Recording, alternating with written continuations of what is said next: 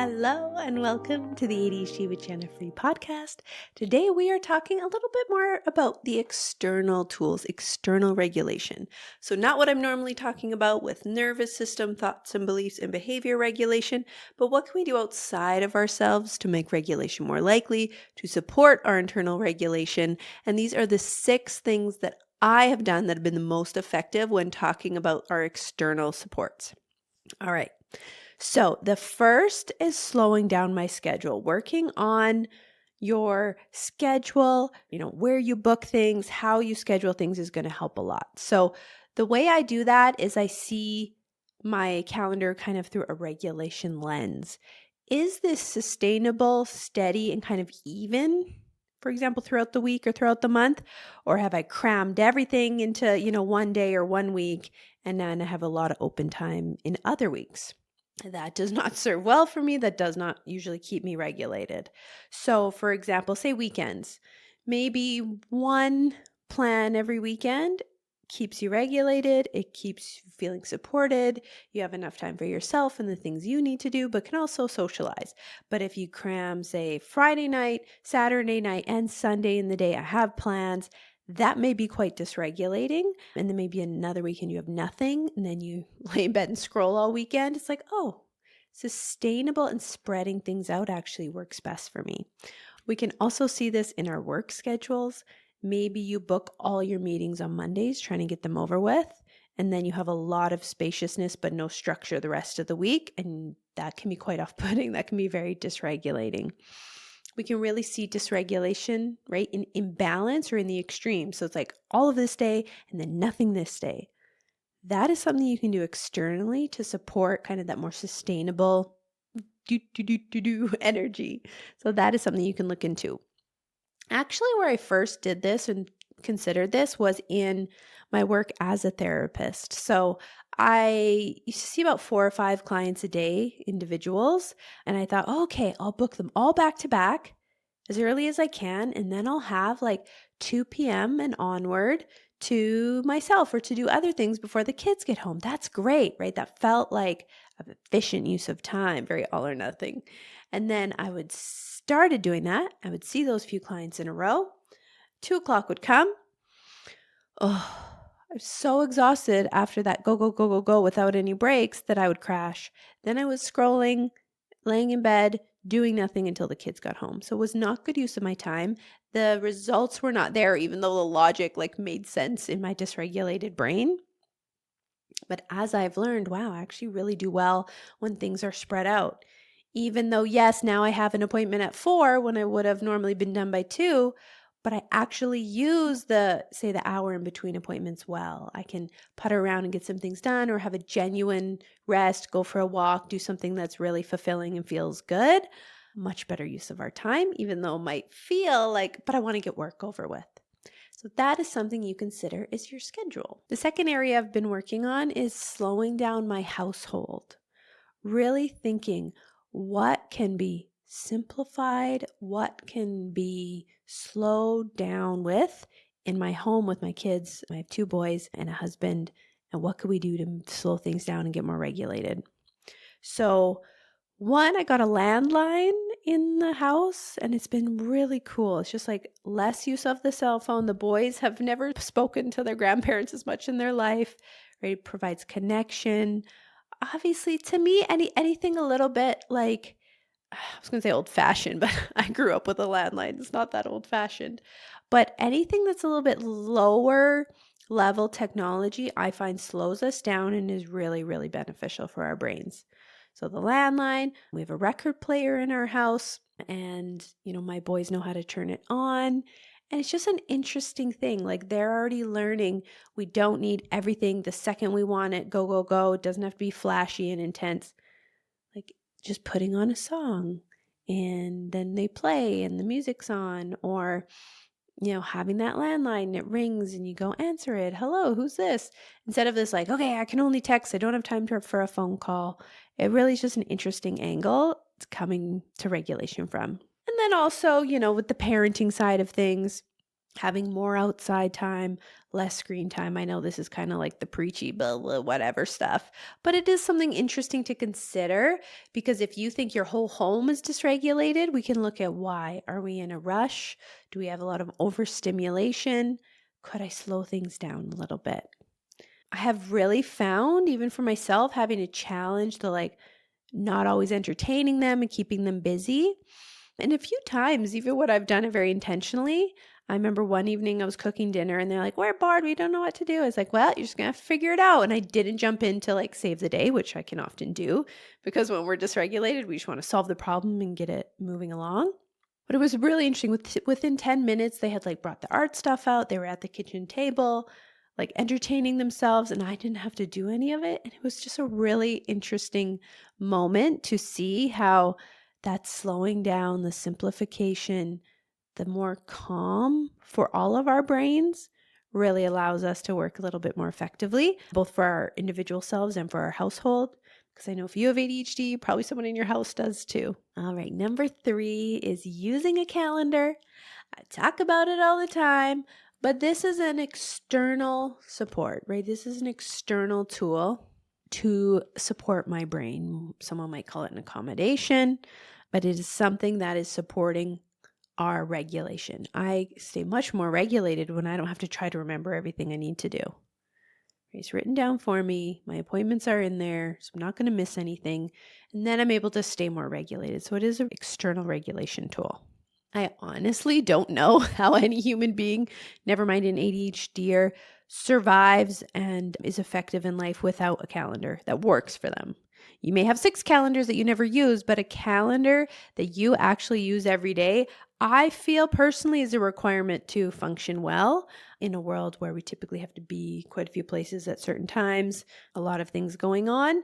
So that might be something that you want to work on for an external tool. There's so much out there. There's so many apps, a lot of complicated systems. I do think the simplicity of, dare I say, even the paper calendar that I use to be the reason it's effective, right? It's simple. It's tangible. It's slower in nature than an app. For example, I'm not demonizing that, saying the analog and the quote unquote old fashioned is always better. But I do find, right, it's very counterintuitive when we're feeling in a rush and we're feeling dysregulated to use something that's intentionally going to slow you down feels weird. Right? It's but I'm behind. I need to catch up. I need efficiency every single place I can get it. I can't afford that. But maybe the opposite is true. Maybe we can't afford to always be in a rush and looking for convenience and rushing at every corner. So for my paper calendar, it requires a lot of physicality and things that slow it down for me, which I think really helps. So one, I have a little pencil case that I carry around with my calendar. Obviously, typically lives at my desk, but if I'm bringing my work somewhere, I usually have a bag. So I would have my calendar and my computer and everything in it. But I have this pencil case. I have a few highlighters in it. My whiteout, just think, it's so weird. Right? It's okay, why is this ADHD coach when we have so much to do thinking that I should, every time I have to change something on my calendar, white it out? But it slows us down, which regulates us, which has us thinking more clearly, which has us using the calendar better. So it's just something to consider with your external tools. Are they themselves so rooted in efficiency and a rush? Or are they more grounded and a little bit slower? Because it might actually be what you need. All right. Number 4 is working on my relationship with scrolling. This is a journey, right? This is tricky, but scrolling, specifically social media, TikTok, Instagram, things like that, are going to be very dysregulating. It is not helping our situation. It does, there's stuff out there being oh, social media is causing ADHD. That's of course is not the case, but it's certainly not helping our regulation. One, it's such a fast-paced medium that is making your brain impatient, that is making your brain rush. I know a lot of people, use the 2x feature on TikTok where it's oh my God, hurry up, you're talking too slow. we're becoming more and more impatient, more and more in a rush, and that is exacerbating dysregulation. So, working on your relationship with scrolling is going to be kind of a thing you can do externally to support your regulation journey.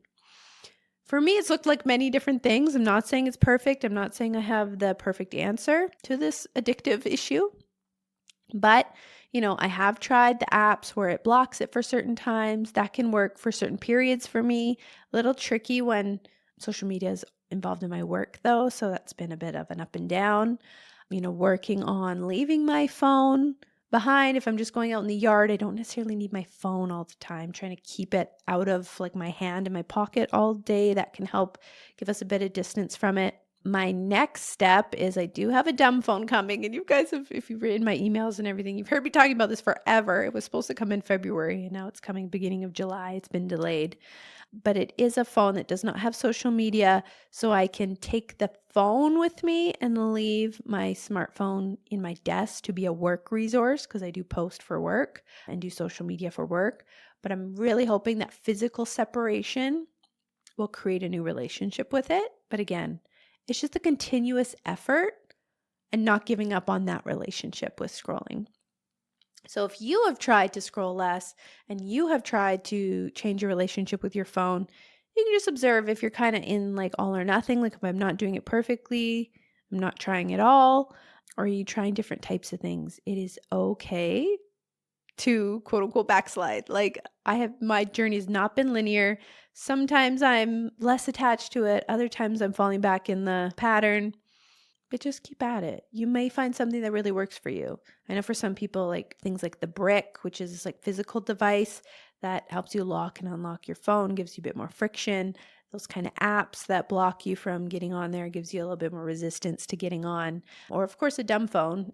If you can get rid of it altogether, it's probably the best bet, but that's not realistic for most people. I do find when I scroll less and say that that work is going well, of wow, I'm on it less, I do feel my anxiety is lower. I do find I'm able to be more regulated and more present more easily. And I am able to do things like read more readily. I've kind of been on a good stint of not being on my phone as much. And I've actually read 2 books in the past few weeks. And I'm like, oh, it feels so good because I really love reading. But if I'm scrolling too much, my brain almost loses the capacity. So it's something you can observe of like how your relationship with scrolling affects your ability to do other things as well. Okay, the 5th thing I work on to stay more regulated in more of an external way would be to take breaks and listen to my body. That's a little bit internal, but it's really like doing the thing externally that's going to support me. That might be simple things like going and sitting on my front step in the sun for literally a minute. That can be a nice breakup in the day instead of me being in my house all the time, because I do work from home and obviously I live here and I'm here with my kids a lot. It can be quite dysregulating and you can feel quite stuck. So things like that, going in the yard, going in the front yard, going for a walk, that can make all the difference. And we can observe where we get stuck with all or nothing thinking, like I either need to have this big routine and be taking a big long break, or why bother doing anything. You really challenge that thinking. So that's a form of dysregulated thinking of, hey, any little bit of support helps. So that 2 minutes sitting on the step. Today I warmed up my leftovers and sat on the lounge chair in the backyard. I was probably literally like, doesn't take me long to eat. I was probably out there for 5 minutes and then came back inside, but it felt very rejuvenating. So just observe if you kind of get stuck in this all or nothing thinking and you're like, oh my God, there's so much work to do. I can't take any breaks at all. Find some middle ground, find some balance, because those breaks are going to keep you regulated. That mental break or physical break is going to keep you in a sustainable place. I even took a little break before I started recording this because I had a few calls this morning. I was editing my manuscript. And I was like, oh, like I could just go straight to the podcast and record it, but I know I won't be kind of in the very good energy. I'll be kind of just getting it over with instead of really engaged with it. So that is something you can observe. Are taking breaks being put on the back burner? If you actually take it, you are going to be more regulated. That can be really tricky because when we're dysregulated, we think, well, I don't have time. I'm too busy. There's too much to do. But that's the dysregulation talking. You can afford a 5-minute break. You can even afford your 1-hour lunch break. If that's what you're allotted, take it. When things don't make sense, that's the dysregulation talking. So when we're going all day being like, I can't afford to take a break. I can't go sit outside in the sun. I can't go walk around the block. I can't go, heat up my lunch and eat it outside. I can't do any of that. But then you find yourself scrolling for 2 hours. It's like, okay, you obviously had the time. Your brain was just stuck in that frantic place, right? I don't have time. Everything's urgent, crash. I don't have time. Everything's urgent, crash. So really observe that. Ooh, my mind's playing tricks on me, thinking I can't take breaks. You can afford it, and it's going to serve you well. It's really going to serve you well. Rest is just as productive as doing, right? You can't have one without the other. You cannot go. Nobody can. It's not a personal failing. It's just not the human way. We need breaks to keep that sustainable that must include rest. Number 6 is an interesting one. I only implement one new thing at a time. So when we are dysregulated, it's very common to think, I don't like how things are. I'm going to overhaul everything tomorrow or on Monday. And so maybe you think, okay, I'm going to eat better. I'm going to get some good groceries. I'm going to start going to the gym. I'm going to, start reading instead of scrolling. I'm going to, all this stuff. I'm going to start regulating and doing everything Jenna says. And I'm going to do this. I'm going to do that all at once. Very dysregulating, right? You're going to try to keep all those plates in the air, keep all those plates spinning, and they're going to drop. And then you're going to go, oh, screw it. Why bother? Right? So for me, whenever I'm doing something or working towards some sort of growth or change, I only ever do one thing at a time. So, for example, when I started my therapy practice, that was all I had going on that was new. I hadn't been working out in a while, and I thought, oh, I should start working out. Now's not the time. I just started a new practice, right? That is very tiring. Talking to clients for hours a day was new to me. I hadn't done it in a long time. So I was very exhausted by that, right? It was quite dysregulating. So it takes time for that to become my new normal. And then that became my new normal. And then I thought, okay, I want to get back into exercising. I have the time. I just didn't have the capacity. And then I added exercise in. That was kind of up and down, but now I've been consistent for about, 5 months of going at least every week in some capacity. And that feels very good. But I did it at a time when I felt I had the capacity, so it has stuck better. And it feels like very consistent, and it feels like it's happening at a do level where I can continue at it. Obviously, it's not going to be forever and it's never going to be perfect. But this implementing one thing at a time will really build you a stronger foundation. Right. So even my podcast, it was meant to come out January. That was my initial idea that I put down was, okay, I want it to launch in January and that'll be a fresh start and we'll get it started. Well, leading up to January, I was feeling so overwhelmed, had other things going on that it just, it was too many things at once. So I did delay it and then it came out in April. Well, is that ideal? Is that what I had planned? No, but that was realistic. That's kept it from being something that's so dysregulating and overwhelming that I quit or didn't have an episode out every week. So you want to observe, are we going for fast and quick, or are we going for slower but lasting? A more regulated approach is always going to favor that slower but lasting, because I'm sure, what is the point of a flash in the pan endeavor? What is the point of something that you go hard with for a week but then quit after a little bit? Right? Most people would say, if you said, hey, do you want to start exercising slowly, but then be working out still in 2 years, or go really hard for 2 weeks and then stop? I mean, no one's going to pick the 2 weeks and stop, yet that's what we do.